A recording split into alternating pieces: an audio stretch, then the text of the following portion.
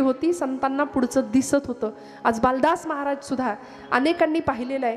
बालदास महाराज ज्यावेळी म्हणायचे की अरे यात्रा भरली आहे, जत्रा भरली आहे, कुठली जत्रा आणि कुठलं काय, त्या काळी लोकांना काहीच दिसत नव्हतं. इथं महाराज अहो तुम्हाला यात्रा भरलेली नेमकी दिसतेय तरी कुठं, कुठं जत्रा भरली आहे? मला असं वाटतं 50 वर्षापूर्वी महाराजांनी केलेलं भाकीत हे आज आपण याची देही याची डोळा पाहतोय की नाही. यात्रेचं स्वरूप आहे, जत्रेचं स्वरूप आहे. इतका सुंदर देवाचा सोहळा, तुम्ही आम्ही खेळीमेळी गदारोळी आनंदे. ही दिवाळी आहे खरी बरं का ज्ञानाची. दरवर्षी दिवाळी येते, ती दिवाळं काढून नेते, पण ही दिवाळी तुमच्या माझ्या अंतःकरणाला प्रेरित करणारी किंवा प्रज्वलित करणारी दिवाळी आहे. त्यामुळे आज महाराजांची पूर्ण कृपा तुमच्या माझ्यावर आहे.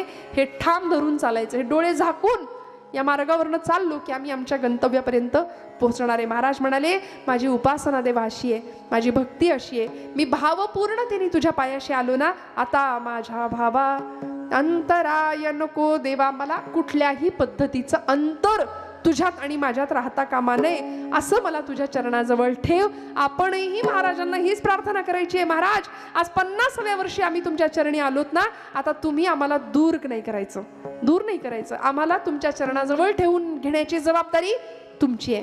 कारण तुम्ही आम्हाला सांभाळणार आहे, तुम्ही आमचं रक्षण करणार आहे. बाकी आमचे कर्मभोग भोगण्याचं सामर्थ्य तुम्हीच आम्हाला देणार आहात.